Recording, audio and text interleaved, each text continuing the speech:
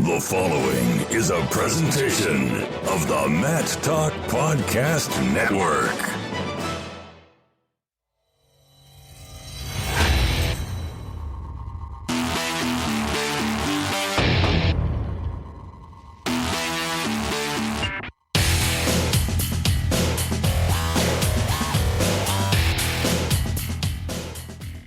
And welcome back, wrestling fans, to the Short Time Wrestling Podcast. I'm your host, Jason Bryant, coming to you today with Grant Leeth, a super senior at the University of Missouri, going to be talking about the injuries that he's gone through throughout his career and how he's trying to make year 7 his last shot at winning an NCAA championship. He was a little chippy on Twitter. I don't know if chippy's the right word for it, but we'll discuss that coming up when we get to the interview. A couple things that are going on in the world of wrestling right now as it pertains to this particular network. One, the daily wrestling newsletter is still being curated. I said newsletter. Newsletter is still being curated pretty much 6 days a week. I do kind of take a little bit of a break on the weekends, depending on the flow of news. Sometimes you'll get a Saturday or Sunday email, but for the most part, you're getting it at least 6 or 7 times a week. That is for free. You can sign up for free at matttalkonline.com/news. That newsletter is sponsored by Wrestlite. Big thanks to Matt and Paul Gilbert for their continued support of that newsletter and, of course, the sport of wrestling. They've got some interesting, like, pool beer pong type of stuff out there, too, that Wrestlite's put together. They gave one to Herd and Horns last year in Fargo, and it was like, oh, my goodness, dude. So if you need some type of stuff like that, too, they do that because Wrestlite floats. That being said, the other thing I want to point out is after the interview, you'll hear some information about how you can subscribe, rate and review, etc. But if you are not a first-time listener to this program and you know what I do, you know what we're doing here, you know what the network provides for free, but you want to provide some added value for value, so to speak, you can go to matttalkonline.com/join the team and plug in a monthly contribution amount. You'll get some swag, etc. Those of you waiting on the draft classes, yep, new shipment has been ordered. They should be arriving in the next couple of weeks. It's not like I was waiting on certain things from the last gear packages that have gone out, but they are coming. I was going to go on this long rant about ODU, but they suck. They don't deserve any more of my time. They don't deserve wrestling. They don't deserve a sport like wrestling. So basically, everything that I've tried to do to get answers, 6 questions that I've tried to get answered about student welfare and the mission and vision of the university and how they hid this from the alumni, well, they're not going to answer it because every single one of my emails now is being forwarded to the university lawyers. So, congratulations, ODU. You have perfected the art of not being transparent and deflection. Now we'll talk about schools that actually care about wrestling. Enter the University of Missouri. We're talking to Grant Leeth coming up now on Short Time. And as always, I'd like to thank you for spending your time with me because you've always got time for Short Time. Now up on the Short Time Wrestling Podcast, talking to probably the oldest wrestler in Division I in the country outside of Utah Valley University, Grant Leeth, All-American from the University of Missouri.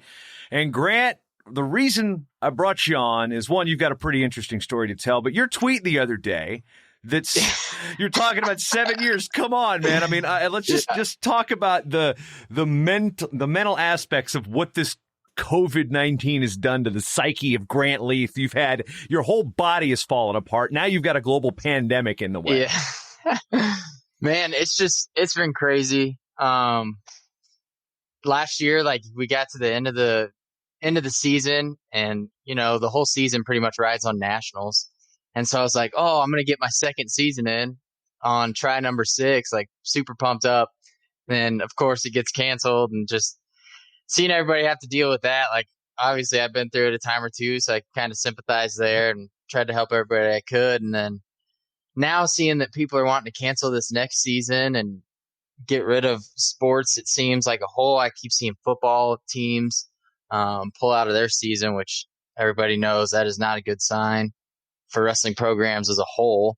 I am trying to be somewhat positive about it, but also I want to put pressure on these guys. Like, I see tweets from athletes all day wanting to compete. Like, we risk injury and all that sort of stuff every season. So I don't know. I know it's a tough subject, but yeah, I mean, touching on that a little bit, because there's, I don't think, I mean, to say there is a wrong opinion about a global pandemic might be a broad statement, but you're somebody with experience, like you've gotten hurt multiple times. But I think there's a difference between hurt and, a virus. So I think, again, there's a lot of information that we do and don't know. I know personally, I haven't consumed a whole lot about it because I'm just trying to manage my 2 kids at home. So there are other priorities when you're in the world of sports industry. I've had nothing to do since March the 12th. Save watch the Rumble on the Rooftop and the Flow Card. So that's basically been the extent of my wrestling. So I'm doing stuff like this. But I guess maybe where do you see some of the athletes that you're at with Missouri and maybe the wrestlers you're friends with? They're like, part of them are like, yeah, I totally get it. I get why we're not competing. And then there's the people, I mean, you're a wrestler, you want to compete. I mean, I can definitely see no fault in people wanting that desire to compete, but is part of you wondering, is the safe route versus like, man, I just want to get out there and scrap. Right. Man, I'm just so torn on it because I feel like providing the option to at least compete is my biggest thing. Like not forcing everybody, because to me, absolutely worth it. And I feel like if other people feel that same way, why not allow us to compete? Like we don't need the fans. That's not why we do this in the first. We're wrestlers. But there is, like, I understand there is a population that is way higher at risk than obviously I would be or the guys around me. So I do get that aspect. I just feel like stripping sports as a whole from kids that maybe like sports is their escape from reality. Maybe their reality's rough. I know my mom works in a school and she works as a para. So a lot of the kids that she has are from either really low income or bad home situations. And now these kids have been stuck at home all summer from the end of last school year. And I just don't think enough people are considering the mental health implications and the stuff like that. And we're just concerned about this virus that I think has been so politicized it hurts. So, well, there's no question it's been politicized. I mean, no matter which side of the fence you're on. I mean, it's weird. I hate politics. I hate discussing politics. I don't like, I vote. That is, therefore I feel like I can have, it's one of the things I actually do have a thing. I was like, if you vote, you have the right to complain. So that's Absolutely. One thing I'm going to say. I don't, like I said, I don't want to get into the party line or where you sit in terms of, or where we sit or where I sit or where you at home watching this sits politically. Sure. But yes, it's funny how we can just politicize anything. It's like, I mean, and now one thing that does kind of bother me is the whole, like, let us play is like America needs college football. And I want to spin that on its head for a second. Yeah. What about the volleyball players, the field hockey players, the golfers, I mean, hello, America needs sports as a whole. It's something that is our core. I mean, we have a college sports system unlike any in the world. So take the pandemic aside, to say America needs college football, I think is short-sighted. Now, people obviously need college football to pay the bills a lot of places, but I think that college football, and as much as I love college football, I think that it's part of that athletes put on a pedestal type of thing. I mean, you're at a Power 5 school, and now it's SEC football there at Missouri. I mean, what are the differences that you see as a, for lack of a better term, a non-revenue sport, an Olympic sport versus what say your football colleagues get at Mizzou? I mean, you guys are well funded in wrestling, but still, there's some differences in the caste system, I guess, of college athletes. As far as right now, or overall in general? I mean, you've also had Duke, where you've seen the basketball side of things and a rather mediocre at best football team, and then now you're at Missouri, which is it's got that Big 12 background. Now it's in the SEC, so I mean, you've kind of seen it from both sides, right? Honestly, at Mizzou, I can't complain. They take care of all the athletes as a whole really well. And then the football team brings so much revenue, and that we're able to have what's called the MATSI, and it's this Missouri Athletic Training Complex where we have unending supply of like snacks, protein bars, protein shakes, stuff like that, which is definitely a perk that comes from the football team. And then they serve us breakfast and lunch every single day. So honestly, I can't complain, because I know without the football program, we wouldn't have that. And they've still allowed us to compete, at Mizzou, even though the SEC doesn't have any wrestling. They've allowed us to stay and continue to fund us. So yeah, I don't want to shoot myself in the foot.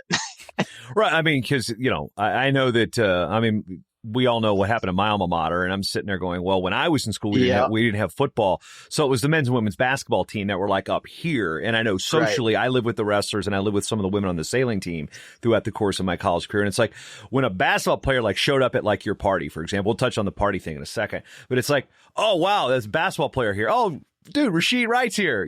I think I just threw Rasheed under the bus. No, this is 15, 20 years ago. But it's like, and then it was the non-revenue athletes that tended to roll together. And I know I've been to a couple social outings in my travels at the University of Missouri and Columbia, and had a pretty good time. And there were various athletes of non-revenue sports. I didn't really see a whole lot of the revenue sports athletes hanging around. So from even just the social interactions at Missouri. Is that something that's the same there, where it's the non-revenue sports that tend to roll together? Yeah. So specifically, the wrestling and volleyball team are super, super close, just because we share the Hearn Center together. Mm-hmm. But yeah, it's like always soccer, wrestling, volleyball, track. We all run together for the most part. So it's definitely the same. That's funny. Yeah, it's cliquish within. Okay, there's, the football. Football's got like 100 and some teammates in some cases. So right, in that. But I want to dial back to wrestling a little bit, because part of this was your angst at having said, I spent 7 years in college, but I was 7 years as an undergrad. So and I wasn't an athlete. Obviously, by the looks of me, you can tell that. But, 7 years. Let's start. Your wrestling career coming out of high school in Missouri, Kearney, Missouri. Why did you take the opportunity to enroll at Duke, which is widely known as a non-scholarship wrestling program? Right. Yeah. So the big thing with Duke, they'd never had a national champ. And that's been the goal for so long now. I can't even remember how long it's been. And I wanted to go be their first one. The academics were incredible at Duke. It's like a top 10 school in the country. So that was a big draw. And then their head coach, Glenn Lanham, is incredible. One of the best dudes I've been around, and he's always been awesome to me, even after the fact of transferring. And then the assistant coach, his name is Will Rowe. He wrestled for Oklahoma. Will the Thrill. He's probably going to hate me for this. I love that dude to my core, though. And we stay in contact pretty often, but I've read several places he's probably the best dude to never All-American. Oh, the worst part, and thinking he was a team captain and got beat out his senior year, too. Again, sorry, Will. Oh, my God. Yeah. Maybe he's going to come after me, too, because he's a great dude. He's incredible. And I think that left like a bad taste in his mouth. And I could just tell how like fired up he was and passionate to coach guys up. And so, I went out there. I just couldn't quite make it work. Felt like I was there more for the wrestling. And at the time, a lot of the guys were there for the degree. And I just decided, I had a lot of family stuff happen that I needed to come back home for as well. So that was the main part also. But I just couldn't quite make it work. And then during that season, my redshirt year, first tournament, hurt my knee pretty bad. It blew up, had to get that drained. And then that's kind of when my neck stuff started. And I started seeing a specialist at Duke. We did some acupuncture therapy, some I can't think of it. They stuck these needles in and then connected them to like electric pulses, and got MRIs. They said I had a pretty bad herniated disc, and they were kind of telling me then that I probably shouldn't wrestle too much longer. Ended up transferring, and that's when it got really bad. Summer training picked up big time comparatively to high school. And the worst one, I was practicing, I think it was Levon Mays, and I shot and hit, and my left arm just dropped, and kind of had this panic where it was like fire needles running down my arm. And so I went and got an MRI again, and it gotten to the point where, so your spinal cord's like 1/2 inch thick, and where my C5, C6 was like a millimeter. And it was pinching and causing what's called stenosis, where my muscles were tightening up so bad to protect that little spinal cord that it was causing like horrible nerve pain through my whole arm. And so didn't get to wrestle at all that season. Went in, got a disc replacement. So it was a polyethylene disc. It's like a dime size. And what they do, they put a bracket on the bottom of my C5 and the top of my C6 that holds this little plastic disc. And that actually, so this is kind of cool. That got FDA approved in 2013. And so it's a fairly new surgery. And Dr. Miles, the guy that did it for me, was pretty unsure of how coming back would go. So I was sort of a guinea pig in that aspect, and started coming back, had a little bit of neck issues to begin with. And so that's when Coach Joe Johnston suggested the neck collar. All right, we're going to put that on screen now. So there's a shot. I mean, it's got its own Twitter account too. I think it might actually have more followers than you, but it probably does. Yeah. So my questions before we get to that, like, so you've got this, and then the question now is, how do you get cleared wearing something like that? I think the biggest question is like, wait, what? One, getting cleared. Two, having this as an approved, device, so to speak. I mean, people check the knee braces and such, but I mean, what were the hurdles in just getting cleared to compete? So Coach Smith took a picture of it and sent it to some type of officials board, I don't know for sure, to be honest. Like a picture of like the X-ray of the neck or the brace itself? The brace. Oh, okay. The brace. I'm just talking about, like, before we get to the brace, like, how did you go about getting cleared to compete, or is the brace part of the story? Oh, okay. So I was off 9 months. Had the surgery in early November, and then was back wrestling full in 9 months. So I was back drilling 7 months. Okay, so not as much. I mean, people look at that and it's like, oh, okay. Now we get to the brace, because I'm assuming that you got to wear something to protect it, or else you're going to end up back on the shelf. Right. And so coming back, obviously you can't undo the nerve pain and some of that nerve damage.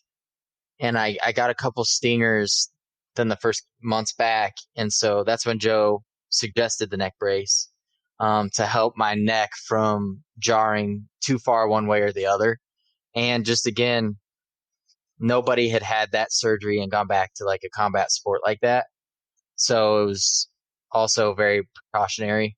And then, Coach Smith got it approved through like the officials or something like that. And then what's funny is later, so I came back for 2 months, started going live September, October-ish.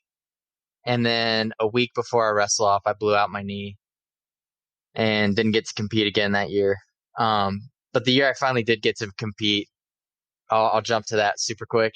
Ohio, like OHSAA, their athletic, or their like high school athletic, whatever association, released a statement that kids were not allowed to wear neck braces to compete. Well, I mean, high school sports have also banned the backflip to defend a single leg too. So there's a separation there. But so they banned. Now my question is from it's what most people thought when they first saw you wear it. And I don't know, I can't remember where I first time thought. Was it Virginia Tech? V-Tech, maybe probably. Yeah. And I'm sitting going, wait. I mean, what?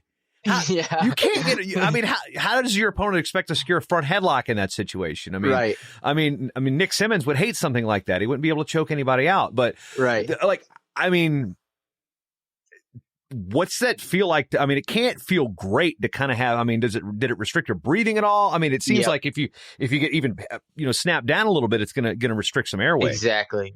Anytime your head's getting pulled down, it's like it's a pretty thick piece of foam.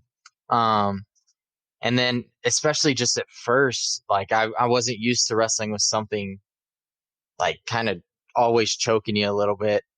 And then the other big thing was like, you have your wrestling pre-match regimen your whole life, and now suddenly it's like, all right, headgear, frick, where's my neck brace? Got to find my neck brace. grab one of the tappers, the towel tappers. Be like, give me that. Tie it on. So, and like, I'd be dumb to say, I'm sure there is situations that I definitely benefit from wearing the neck brace. Absolutely. Like maybe a collar tie isn't quite as tight, or maybe it causes somebody to slip a little. But I also think, like, given the circumstance, and I didn't get to wrestle for 3 years. So you got to train and compete. I didn't even get to wrestle for 3 years. So yeah, because you get hurt. Duke, and then you got 2 years where there's no Grant Leeth, and then no. you place. You're an All-American. You finish sixth. First of all, what was it like to finally get to the show? And you had a really good season that year. And then, you get there, you lose a tight one, you end up finishing in sixth place. But the fact that, you're like that guy in Clerks, you're not even supposed to be here. Yeah. So, what was that feeling like back in 2018 to finally step on the mats at the big show? Oh my gosh, it was so cool. I've gone to every national tournament since high school. And so finally, like after 3 years of college, finally getting to go was just incredible. And then I blew it so bad. I don't know if you remember my quarterfinals match, but it was with Matt Klodzik. I was up 3-2, had a 1:16 riding time. There's 20 seconds left in the match. Dude ducks to a double leg and gets the ride out and beats me. I have a slight recollection of that. I'm not sure if it was on my mat or not, because me and Brian Hazard would split the match. But I remember that sequence going. I don't remember announcing it, or I can't remember. I was like, that just happened. Yeah. That's the craziness of the tournament, where like if that's a dual meet, no way is that happening, right? Right. Oh, yep. Learned that lesson the hard way. But yeah, so I have a big family. I have 4 younger siblings, and they came to nationals. And so the way it was laid out, my All-American match was in this corner, and the Mizzou section was right there on top of it. And obviously, my parents, like, a couple times asked me to quit wrestling just because they were concerned about my health and all that stuff. Okay, so we're talking Cleveland, farm mat. Yeah. Okay, Missouri section's down low because Willie was at Iowa State that year, right? Nope. No? Or was that the next year? That was the next year. Willie was still with us that year. I just remember Willie, when he was an All-American Iowa State, walking off the mat, and the Missouri fans were in the lower bowl giving him a standing O as he walked out. It was like the exact same spot. Okay. Yep. And so I ended up winning the All-American match, and 5 feet away from me on the wall was my family. So it was just super cool. I got a really neat video of it. And yeah, just like after all that stuff, I felt like every decision I made as far as the training I was doing when I wasn't wrestling, or not able to wrestle, and deciding to come back and stick it out, like it just felt like it was all worth it at that point. So it was cool. What the craziest thing about your career is you'd sent me a DM, and granted, we didn't have a whole lot of interaction prior to this, but just you sent me a DM out of the blue one day, and it's like, dude, guess what? I got 2 more years of eligibility. I'm like, wait, what? What? There have been stories where guys like Aaron Ansbach at Penn State, a heavyweight, he could have gotten a 6th year, but the rules back then were like they only granted a certain amount of 6 years per school, not per sport. And then since they've relaxed them. And then you were the first guy I had ever heard of getting 2 additional years. So here you are, like your 4th year of college, eligibility wise. Yep. Finishing. And what was your your eligibility on the website? What was it? Do you remember that year? Because it would have probably should have been like redshirt junior theoretically, right? And then you go back to no, I get 2 more years, so you're like sophomore. I was a sophomore. Yeah. So where were you at academically? Insane.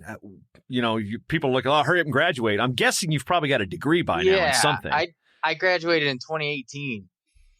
Which was I graduated in 4 years. So the people saying that, I'm just like, all right, you're not worth my time. But yeah. Oh, do you want me to get another advanced degree? Because I gladly will. That's another thing is, like, obviously all this happening was really frustrating at the time, but it's been the biggest blessing ever, because now I'm getting one, a longer college career. I've never heard of anybody that wouldn't want to go back to college. Two, Well, I get to there's that whole schoolwork thing, yeah, that's fair. And then now I'm getting a MBA for, still getting to compete, meet new coaches, meet new teammates every year. So I don't know why you wouldn't want to stay. Now, I did have a question. How does that work from a scholarship situation? Because you've that's one of these things like, schools can't necessarily afford to keep guys around 7 years on money. Yeah. So up until this year, everything kind of had worked out really well. But I did have to give up some money this year to get another recruit. But again, I've been around so long that I was more than happy to do that. And it's in state as well. Yeah, so you've got that. Yep. So let's see. So you got 2 extra years. So that would have been okay. So eligibility wise, I mean, the interesting point was I know Seth Duckworth at Pistols Firing pointed out the comparison between your tweet and Boo Llewellyn's tweet, and Boo's also had his share of injuries along the way. I mean, you can obviously understand the viewpoint too, but like, absolutely, you're chomping to compete so much. I mean, do you think should you get an extra year of eligibility? Would you take another one just to get that next shot in? I mean, Dr. Leeth? I've been pondering with that. Like, if we don't get to compete this season, is that what you mean? Yeah. Oh, absolutely. Absolutely. I just I can't imagine getting the opportunity to do it and not taking it. You know what I mean? I don't know how I'd do that, if that makes sense.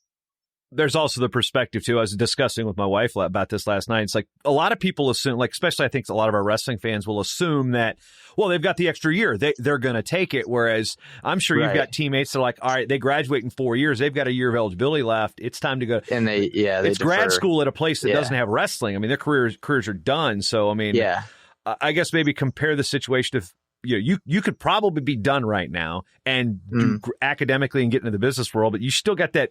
I mean, how much of this wrestling is unfinished business for you? All of it. All of it.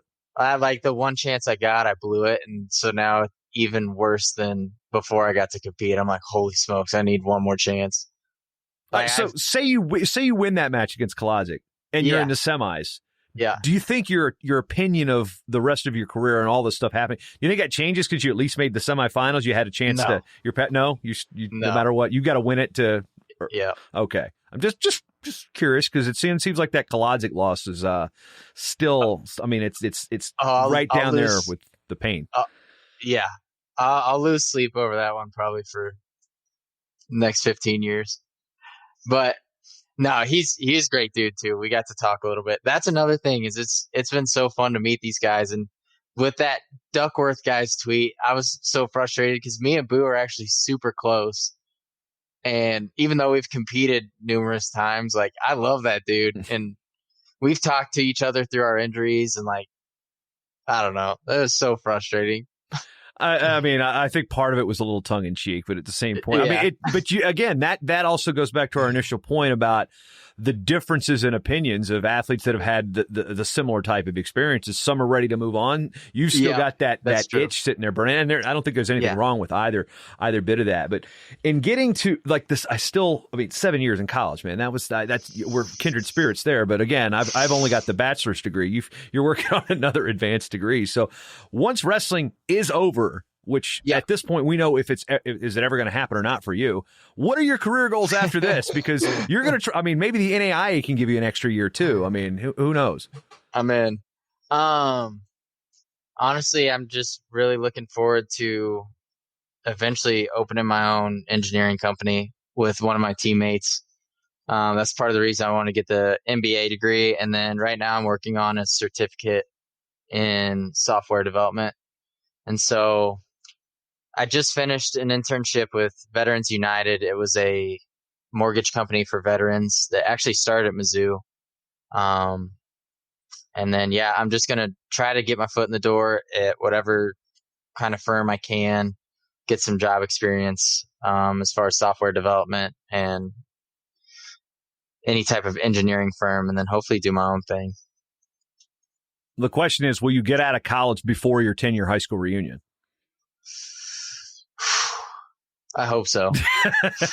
Those are always those stories. I remember I was announcing D3s one year, and Terrence Clendenin, who had wrestled at Lehigh and actually had wrestled the NCAA championships in 2013, is out there wrestling for Delaware Valley. And I'm like, wait a minute, 10 years ago, he graduated. Like, it's like, wait a minute, this guy's going to his 10-year reunion. He graduated high school. It was like he was still in college and finished. It was just, it's funny things about some of the. That's awesome. I mean, you see that. I mean, yeah. Hey, don't knock it. You could be there if we lose a couple more seasons out of this. But now, right. When it comes to the culture at Missouri, Brian Smith is a guy that took a program that, it had modest success, but compared to the rest of the then Big 8 and then the Big 12, Missouri was essentially the doormat of the conference, even though it was, you go in, they'd beat some mid-majors without a problem. But the culture Brian Smith has created, we've heard, Ben Askren talk about it. We've heard, Joe Williamson talk about it on various shows. But what have you experienced about Coach Smith specifically that makes you proud to be a Missouri Tiger? Oh man, I don't know where I'd even start. Just as far as like turning the program around, I think developing that identity with Tiger style was a big thing. So kids knew being recruited what like they were getting into, what was expected. And it's just carried on since from Ben Askren all the way through to this day. And man, he's so supportive. And even when like I was hurt, career looked like it was done, he told me he thought I should be done. He continued to support me and like make me still feel like a part of the team, even those years I wasn't able to wrestle. Like he was checking in on me, asking me questions, talking to me about technique, how I could get better at stuff, even while I wasn't training. And any guy that's willing to take time out of his day when he's got 40 other kids that are actually benefiting the team at the time, and have these conversations with me. It was awesome. Couple of interesting characters I want to get your perspective on. The first one you mentioned earlier, LaVon Mays. This guy has really, he's done some interviews with Blood Round that have just basically, I've had to re-listen to because I couldn't hear half of what he was saying because I was laughing so hard at the stories he was telling. And he's very matter of fact, very blunt about it. And, in my limited interactions with LaVon, he always makes me crack up. I don't think he means to. It's just that some of the things he says so just assertively. I'm like, okay, cool. Give me your first interaction with LaVon Mays and what that was like, and then basically the relationship with him over the years. Man, he is a character. We actually butt heads pretty bad. Transferring in at the same weight as him didn't sit well for either of us. I knew I had a really good dude in front of me, and I think I made it clear like I didn't care. And our first time wrestling, it was the summer transferring in. We did a best of 10 takedowns. And so this is why I think we started off on such a bad foot. He was up on me 8-6, and I rattled 4 straight. And then Alex Clemson, he's so funny. He's coaching at Maryland now. Said so, I can't even remember. Oh, LaVon yelled at me, said all I did was stall, and Clemson goes, he got 10 takedowns on you. And he ripped his headgear and left the room that day. And I'd say that it was a pretty accurate description of our relationship from that point on. I got those 2 bonus years, and I saw he tweeted how bogus it was and that I shouldn't be getting those extra years. And I was like, dude, are you kidding me? Oh man, I guess I should have done a little bit more research on that. But no, what's interesting is how does a guy like that drive you though? Because if there's some animosity there, you guys are battling for the same thing. How much does it push you as an athlete? Oh, it was so awesome. So one, knowing how good he was and just feeling, kid's a freak, crazy strong. If he catches this much of your leg, he just has to fingertip, he's probably going to run through you. Yeah, just ask Josh Jeva about that. Yeah. Sorry to bring up a bad loss, Iowa Nation, but I remember national duels. He doubled them, 19 times that match. At least. And just knowing he didn't like me made it funny. And so I was able to enjoy that I was chasing him down for the 2 months it lasted. So he was great to roll with, though, because that dude was really good. Now, the other athlete, Jaden Cox, and Oh, I don't know man. too many people that have a bad relationship with that guy. No, he's amazing. I mean, what's it like to watch his journey, to have been there when he went through, winning titles, as a true freshman, 3-time national champion, 4-time All-American, and then the Olympic run, a guy that's, senior level, really untested, didn't have a passport, had to qualify the country in Mongolia. I mean, what's it like to be a fly on the wall for a journey like that? It's been so cool. So actually, we grew up together. Me, him, and Jaden Ironman wrestled for Mike Ironman. And Jaden at the time was Jaden Clayton, as he was known. Yes. And so I've known those guys for almost 20 years at this point. So we knew even then, like back then, Jaden was special. We watched him like beat up on his high school brother as a 6th grader. And, but anyways, coming to Mizzou, he was so welcoming, like immediately made me feel like I was part of the team. And then just watching him train, move, and gosh, he's just like special. It's hard not to be confident when that dude's on your side. You know what I'm saying? He was just like the way he carries himself. He could do it all. He sings, he plays guitar. He's incredible. I'm a big Jaden Cox fan. I mean, it's hard not to like the guy. I mean, and then you throw I remember one time I was at Beat the Streets Gala, and I think Piles had actually sent me a video, and I couldn't really tell what was going on. I'm like, who is that? He goes, it's Jaden. I'm like, are you kidding me? He was up on stage performing and singing, and I'm just like, what? This is, it's just, I mean, because I didn't know. And then, of course, his mom is sang the national anthem at the NCAA championships, and just is a delightful woman. So, I mean, just to see Incredible that now. as well. And we just came off of Fargo, and I'm going to have to throw my buddy Brett Hass under the bus again, because while this is a Jaden Cox related story, this is a guy that in the old vertical pairing system had to run into Kyle Snyder and Jaden Cox in back-to-back rounds in Fargo. Can you think of a worse draw? I have seen that tweet, actually. That is so brutal. That is so brutal. Yeah, recently a guest on Hager's Happy Hour on the ROKFIN channel, too, so you can hear Brett talk about it. Mark Ryland's sick of this guy being a martyr for vertical pairing, but yeah, I mean, now, just to making fun of Brett out the way, talk about Jaden in terms of, like, you say you've known him for 20 years, like, technically, technique-wise, why is he such why is he so good? I guess I think the one thing, and looking at the world championships, and he's dead to rights. The guy's sitting there trying to plant his knees to get this takedown of worlds, not giving it up. I mean, what type of just yikes. I can't think about that moment and get it out of my head and be like, how do you do that? I mean, what was it like to see this guy actually in action? I wish I could pinpoint like what it was that made him so different, but it's just such a culmination of things. And he just thoroughly enjoys wrestling and competing. But just watching, like, he's a big dude. And what's crazy is he like doesn't really lift weights. He just wrestles all the time and is insanely good. And he's like a butterfly on his feet. Like, you've seen the way his feet move and his direction changes, and it's just insane. Yeah. I mean, is the sweat factor overrated or underrated? I'd say it's pretty modest. Yeah. I mean, if you're in a room and it's like, oh, I'm getting near Jaden, I need to go back the other way because that dude would lose like 12 pounds of practice. It was insane. I mean, I would do that, but that was completely for a different reason, because I was just out of shape. Some of that weight just falls off.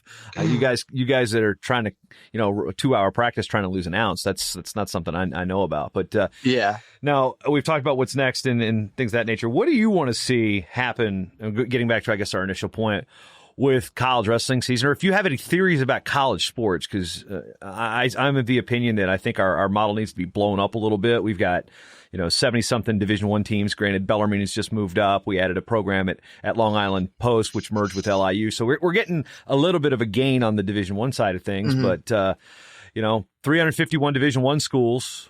I mean, do you have any opinions on the NCAA structure and how that maybe could change in terms of whether it's NIL or players association or just something that where non-revenue sports get a little bit more say in what goes on?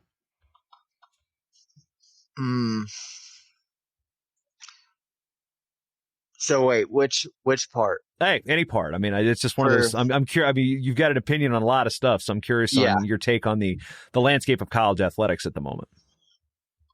As far as for what's coming this season, I hope we just late start in January for wrestling. I've heard some spring football talks, which has got me curious. I don't know how that would work. I just feel like our spring will be so congested with sports. It'll be a little crazy. I like the idea of a later season. This will be the first Thanksgiving you'll be able to eat. Yeah. Ever. And more enjoyable Christmas but also 3-4 month season, guys are fresher. They're going to be competing harder. And I don't know, the long season can take a toll on guys if it's not done correctly. So I think it'll be interesting to see some of these guys that do burn out towards the end of the season, how they'll look in a shorter season like that. As far as the landscape of NCAA, I just don't know, especially with January 2021 is supposed to be athletes getting allowed to get paid and sponsored and stuff, right? As far as I know. I mean, again, I haven't done a whole lot of research on the NIL. What is the NIL? Name, image, and likeness. Oh, okay. That's what it is. It's confusing because it sounds like NLI, which is a completely different situation entirely. Yeah. Well, who's going to get more sponsorship, you or your neck brace? Oh, my neck brace. I mean, that thing's going to be raking it in. Nobody knows who I am unless they either see my neck brace or it's brought up in conversation, even within the wrestling world. Well, what about people maybe confused? Like, wait, when did Leeth transfer to Virginia Tech? Because BC LaPrade had to wear a neck brace a bit this past season. Oh, did he really? Yeah. So I did not see that. Yeah, there was two of you guys out there. You know, it's funny. Tony Roby complained about my neck brace. So Hey, that's a coach that's going to try to get every advantage for his athletes. I know they're part of my network, part of my show. I love the Hokies and how much they've done for me in the sport of wrestling and in my network. But yeah, Tony's going to he's going to bring up something. If something is just a little odd, he's going to definitely point it out to you. Hey, I didn't blame him. I thought it was funny. All right, Grant, time we got left. Tell people where they can follow you on the wonderful world of Twitter. And actually, before we can get that, do you even know who runs the neck brace account? I do. Does that take away? I could say it. Take some of the fun out of it? No, because this dude, he was my assistant coach in high school. His name's Nick Ward. And what's so funny is sometimes he'll have conversations with himself. So he'll tweet something, and then the neck brace will come in and tweet something. It's wrestling related, but he sits there and antagonizes these conversations about the neck brace, and nobody realizes it's him doing it. So it's really funny. The wrestling troll account definitely has it's a whole industry into itself now. It seems it is. There's a knee brace one for Sam Stoll or something like that. I've seen a lot of them. It's funny. I mean, I even had a troll account. Not for you? I didn't make one. It was somebody had made one kind of joking me on my favorite wrestling term. So yeah, that's funny. Yeah. So anyway, okay, back to the actual question, to Mr. Leeth. Social media, where can they keep up with you in year number 37 of your college career? Yep. Yeah. GBaby_141. I think across everything, just Instagram and Twitter. So my Twitter has some fireworks going on right now. Yeah, you're not afraid. I mean, like I said, I tread lightly when we get into some of these topics. So I'm just like, you can go ahead and do that. You can have those discussions. I love conversation. If someone's willing to listen and talk to me about it, I'm all for it. Well, there's a difference between having a conversation over dinner or a beverage or something than Twitter would. I don't think anybody's opinion has ever changed on any topic ever on Twitter or Facebook. Oh, heck no. It's I could give you stats, facts, and figures that were 100% legit. Anyway, I don't want to go down the rabbit hole. I had to call out a guy. The other day on Twitch for saying he was a 4-time national champ, and then he said Fargo, and I'm like, no, you never placed in Fargo. Oh, you misheard me. So that's not. Never mind. I don't want to get into the call outs, but that's another thing Twitter's good for. So We will fact check you. We will I don't need Jack Dorsey to tell me to fact check wrestlers. That's for sure.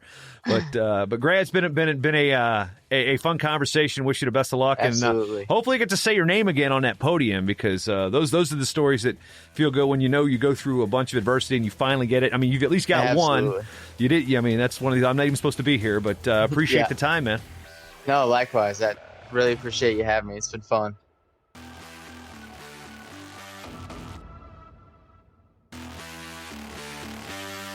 The Short Time Wrestling Podcast is proudly outfitted by Compound Sportswear. Shirts, singlets, custom gear orders, everything you need. Call up Cliff and the crew at cmpteamwear.com. Hey, you know what? Did you like the show? You want to hit that subscribe button? MatTalkOnline.com/listen. Various different ways to subscribe to this show on your favorite podcatcher of choice. And if you're already subscribed and you already listened and you love the show and you want to support this show and this network, MatTalkOnline.com/join the team. Become a team member today.